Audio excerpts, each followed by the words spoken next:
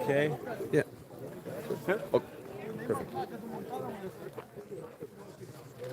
We're both in the picture. Yeah. So, hello, World Cup fans. Today is Tuesday. It's past 5 of the Paragliding World Cup Krushevo. I'm here with Emil, one of the super nice guys in the World Cup from Slovakia. Emil, can you present us? Can you introduce yourself to us? How long you've been flying? What's your parcours? What's your evolution in paragliding? What's your motivation still now? I started flying 12 years ago in 2010, and the standard progress cross country. I got the friends in Axis Paragliding company, and also they took me to some competitions. I get into stuff, I like it, and everything I do since then is flying. Just standard pilot evolution. Yeah, and it's just like other pilots. It's complicated when you get to a family dinner and you have to talk about paragliding. Or they don't want you. They think you're crazy. Actually, in my family, the question is always when I'm going to stop the flying. Because they Okay, stop. We have a problem here. It's not connected. It's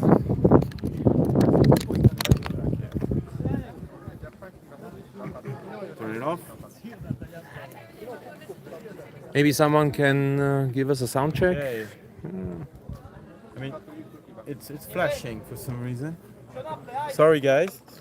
Maybe pull it out. Wait. Flashing. One more. Okay, solid green. Should be working. So hopefully you've got the what we said earlier. It looks like it was working. So what were you saying about the family? You like have support. I'm always getting questions like when I'm going to stop flying because it's too dangerous. So hi Yeah. mom, hi dad. I'm not going to stop. No. But I think for me, it makes me a better person. I think maybe it gives me a lot of courage for everything I do in life. How about you? Yeah. Like when you learn to make a decision, then it's easier for me also in life to the right path, to the life, to the right line. Yeah, Yes, so risk assessment maybe. yeah, or management. Risk, Yeah. risk management and to see to make the balance between is it worth taking the risk or not. Usually I am the guy who are thinking a lot, and took the safer way, and but like sometimes overthinking it, but still better on the safer line of the gaggle, let's say. And this Stay is high, and make the tactical decisions. But then when I'm in the front, and have a possibility, I like to go and find my own way. yes, and you've got yourself in the highest level possible in paragliding, the Paragliding World Cup. Are you happy with this? Is it? Are you happy with these guys?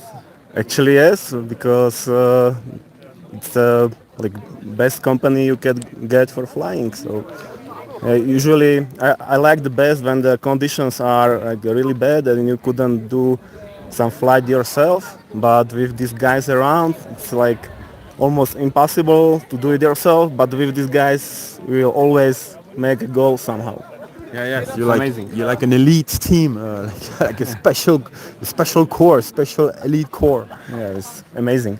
All right. You're flying the Enzo? I used to, but now I got the Boomerang 12. So uh, I fly just 3 tasks on it before this competition, so I'm still adjusting to it. But I think I will really love it because It's it's different, but such a nice wing. yes. I think when you're more in control of the glider, you can express yourself more. You agree with us, maybe? Yes, definitely. I feel like I can play with it a little bit easier, but it's also trade-off, But it's a grow, So I like it. Yeah. It's always a problem for pilots to find the right tool. Yeah, always it's a combination of something, some factors, but I found it really well balanced. Right. Yeah, especially when things get strong and complicated, probably. Yeah. It's like in strong thermals, I was surprised that I literally don't need to do that much. Like let it be and just be there to sometimes do the right thing, but not not too dynamic. You know, And maybe it gives you more time to look and think rather than yeah. Of manage. course, when you are more relaxed, you have more time to make your tactics. Yes, I think so too. All right, thank you, Emil. I hope you have a great task today. Thank And you. see you in goal. Yeah, see you and go. Thank you. Thank you. We are next. Our next victim is Brett Hazlitt, the big boy from Canada. You're from Vancouver, right? Vancouver, Canada. Yeah. Like watching your movies, you fly in the wilderness. I think you are. I mean, the only guy that fly wilder than you is from USA. He did the Alaskan Range. Is Gavin McClure. Sorry, Yeah. I'm getting old and losing losing my memory. So tell me, how much risk do you take really? Because do you have no landings sometimes? Yeah, in Canada, when you're in the front, it's first world Canada, expensive housing and good infrastructure. But it's not like in Switzerland. When you go one range to the back, it's untouched. So it's nice to go back there, but you have to have a plan. You know, no roads, no landings, so you have to manage that. Yeah. Yes, you have no room for error. Yeah, no, stay high and explore new areas, slowly. Yeah, I mean, you take those risks. You know, you go over the range, right? Well, there are other pilots who they don't travel to competitions very much, but they fly locally in British Columbia, and I use them as examples because I look at their track logs and they do super remote flying, and so I watch what they do and I play just a little bit of that for Yeah, fun. but you do it with the full gear, you know, heavy equipment, which is, if you have to hike, it's a bit harder. No? Yeah, I have hike and fly equipment as well, but yeah, when it's competition equipment, it's nice because you have more performance to avoid that situation. But then if you do land, then it hasn't happened yet. I'm sure you have to be able to control all the fear and all the anguish that just builds up inside of you. You know, you just stay focused. How do you do that? Well, it's a nice feeling. It's kind of electric. Like your whole body just feels this electricity. About what might happen. It's kind of like you feel giggly, but because you realize that you're going into a situation where you go from casual flying to serious flying. Where if you're in trouble, you'll need a helicopter. And so managing the risk it's an enjoyable sensation, right? As long as it's not too much. But managing it, with a satellite tracker and good equipment, staying high, and choosing the days to do it, the good days. And you tell your friends you're gonna do it also. Yeah, and we fly together. All right. Yeah, so But no, I see you fly alone mostly those crazy flights, no? it might just be one person or another person, and maybe they don't fly the whole flight, but it's enough that they know where I am. Yeah. So you plan this. Do you follow the plan, or when you think it's going well and you get to let's say the limit that you said you would go to, do you find it hard to control yourself not to go a little bit further, or you just stick to plan? I go as far as it's fun, and then when the fun starts, when the electric feeling becomes too much, more like an electric shock, then I turn around. And I usually have the plan is usually to land close to my house. So it's a nice feeling to go into kind of fairly remote terrain where you have to pay attention, and then in the evening to arrive on a shallow final glide onto a football field with children playing, flying kites, and then walking home. That's the best. I like that. Yeah. How about the gut feeling? Do you trust your gut feeling sometimes? Yeah, always. Yeah. Yeah. I don't feel it in my gut though. I feel it a little bit higher, more like in my chest. But do you when you say you have this bad gut feeling, do you try to figure out why you have it? Like, do you like check your instruments, all the data? Maybe you didn't feel it, and then the wind changed, but you felt it, and do you try to corroborate, to validate it with your instruments and whatever you can see? This feeling you get sometimes. Yeah, maybe the instruments or the velocity or your glide or the sync or what you see in the clouds gives you a certain logical feeling, and so those things need to make sense. Like the numbers need to make sense, and then also, but then I also compare that to my feeling about the situation, and if the two are lining up, then I'm confident. But if something is if one is different than the other, that's when I realize that most likely I'm not, there's something I'm not seeing and I have to be careful. So then I would, in that situation, it means that I'm not sure. And then I would, especially not in a competition, I would, reduce the ambition in the flight. Yeah. You have a backup plan most of the time prepared. Abort, turn around, it's basically like that, yeah. As soon as the numbers and my feeling are not more or less in alignment, that means it's problematic, yeah. So then I would reduce the situation, make it de-escalate. Yeah, de-escalate. Yeah. Get to a safe spot and reevaluate maybe. Yeah. All right, it's good. I hope this gives you a bit of insight about what to do if you want to go big and high. Talk to Gavin because he's the. I did already. Yeah, okay. But you two, I think you're some of the most extremes, maybe. Because what you do over there this looks more scary than Himalayas, because Himalayas are populated. Right. Actually. Yeah. All right, thanks, Brett. Have a good you, flight. Philippe. Make it to go. Yeah. And Forza. You say, Forza, Italy. Or yeah. Thank you. Ciao.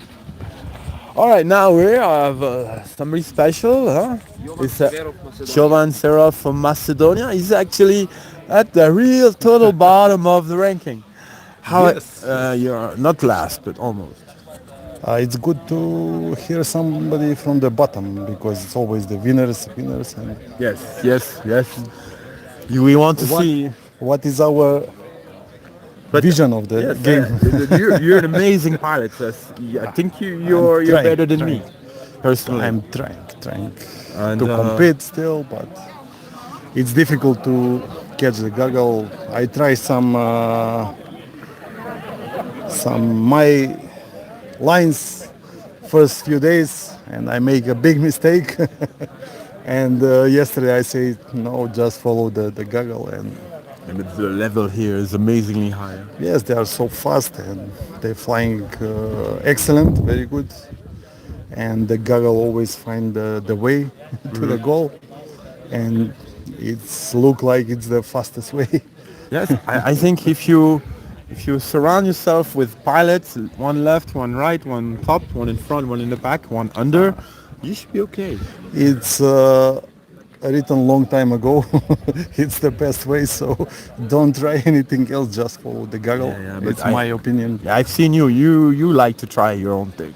Yes, but maybe cross country, yes, but Because you fly here usually, yeah? yes, this is my home site. I fly here all my flying life. Do you see a difference with the conditions compared to your regular other time? Conditions are every day different, so you cannot say, but it's normal. Krushevo is, like everybody knows, it's safe and It's dependable. nice to fly. Yes, dependable. But like this careful, this the horseshoe mountain over there, they say it works all the time. I've been landing there twice already, and with nothing. I know. I saw you on that. I don't know I saw which you task about was. Yes, Task one. and I land also. I was thinking, You land on the other side. yes, I saw you, and I said, "Oh, Philip is find something, and he will get from the gap." But It's for locals. I mean, I've noticed also in my country, you think you know, and then it doesn't work, and then foreigners, they come, they take another option, and it works much better. But maybe that's good, Maybe Yes, the people yes. they do things here that you didn't think was possible. yes, we are learning new things, new ways how to get to the goal, how to race, and Yeah, it's very good. And you see that most of our pilots here, we are six on this competition, locals, so they are very good. Martin is second on the top, I think. I am second from the bottom, so we keep the balance, you know. it's good. It's like a pliers. You keep the squeeze on the gecko. Yes, we are good hosts, so we don't want to have unsatisfied guests here on the competition. Did you see Baptiste flying? Yes, I saw. It's amazing, no? I saw him on the start goggle, Yeah. and after that, He goes and he comes back with the gaggle. He's first every time. yes, he is very good with tactics, also flying techniques. Did your parents fly? I don't know, I don't remember. Because that's the thing. He's second generation. In France, they already have like third generation. In Switzerland, also third generation pilots. I'm still first generation, so You have children? yes, I have They two fly? boys, but they don't want to fly. They don't want to fly. No, Yeah, what can you do with the kids? they have different interests. Well, I don't know, maybe grandchildren. So I'm still young. Maybe after 20 years, my grandchildren. Yeah, but maybe they have a sport, and I think all sports, you have the mental strength you can build with paragliding, and it's applicable with every sport. You can probably help them too in anything they want This to do. is excellent sport for the seniors, like it says. This is good for seniors. So no age limitations. No. I hope the next 20 years I will be in the same. Did you do the Macedonian Championship? Yes. What was your position? On Macedonian, I was sixth. Right, so yeah, it's just an amazing level here. I can't. Yes, we have new pilots in the last 10 years. They are pushing more and more, and this year we have, I don't know, maybe from 25 pilots who fly on our national. Yeah. We have, I think, 14 two-liners, so it's a big Yeah, some challenge. challenge. Martin is flying amazingly, but Darko is also one of your good guys. Yes, Darko is excellent. He's my student. And in our club, we have that kind of mindset just to compete all the time. So, You still have a team spirit where you're still trying to share much information as you can instead of keeping it secret. no secret. So now he's flying much better than me, and now I start to learn new things from him. In my time when I started, there was no internet, no information available like now, and the kids are much Do you have more coming, younger? better to find the real information and right way. It's nice to see the new generation coming, and the old generation is going. No, we stay a little bit more. Don't give up. We must to stay here to make to make the water how it's called Calm. no Still. calm, but to make a little bit dirty. You cannot see through the water, so we are still here to make difficult for them. Make it difficult. It cannot be too easy. All right, I like that. But you see here, half of the people in this competition are Old guys. not old, but my age, My age. our age. Yes, there's always hope. All right, Jovan, thank you very much for Thank this you. time. I hope you keep the hope if you're our age. If you're young, it's not going to be so easy. We won't let go too easy. I still said I am the young hope for Macedonian paragliding, and I will be in the next 20 years. Young hope. Okay, so now we're going to go watch the task and the briefing maybe is going to start. See you, Jovan. All right. I think today's task very similar to yesterday. Actually, almost the same.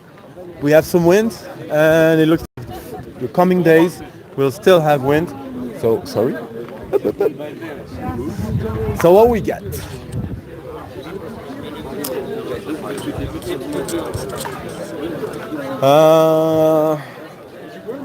80 kilometers, so it's a little bit less than yesterday, 2 kilometers less maybe. Turn point is it the same or is it closer? I think it's a bit closer. It's a bit more outside in the flat. A bit more in the flats, if necessary. We'll see. He's gonna draw the course, but basically we can either come back here straight. I think we have to come back here straight, and then go out to the big cylinder, come back to the small cylinder, and then to the goal. We'll see when he's finished. I think the pilots, with all the sun banging on us, a bit tired, but they manage. They'll keep the pace. I think it's gonna be going really, really fast again. I think yesterday we did it. The first one arrived in goal in what? 3 o'clock, 3:15. 2 hours 8 minutes 2 hours 8 minutes. for 80 40 kilometers. kilometers. So it's 40 kilometers an hour average. That's pretty high. Okay. Just a second. We'll have the task, and then we'll let go.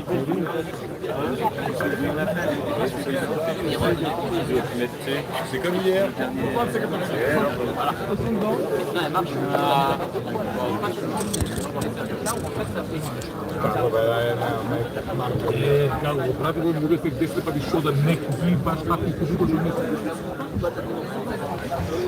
Tada, tada, tada. Hey, comment ça va, Dan? Arrête d'embêter les petits. Ça va toi? How are you doing? Ouais, moi ça va très bien. What's your ranking now? Demande à Rémi comment il va. How are you doing, Remy? Hey, fine, good. Huh? How are you doing in this competition? Oh, not good and not bad. Not bad, 29. good. In the middle. Yes, in the middle, but Okay. it's not finished. Huh? We have 3 tasks again, and with good weather. I think Baptiste is definitely out of for the it. first place, but it's not my first objective. People are still thinking. What's your objective now? You still I need a qualification for the super final at Mexico, and take a good time in Macedonia. what's your ranking right now? 98. 98. In this competition? 28. Sorry. 28. So yeah, you need just that'd be lots of big hope. But so what you need to do is go up, I'd say 10 places. Huh? Maybe. It's difficult, huh? Because for all the first man, it's only 900 points. And you don't have all 900. Yes, you all I have, but just 900, not 70, 15.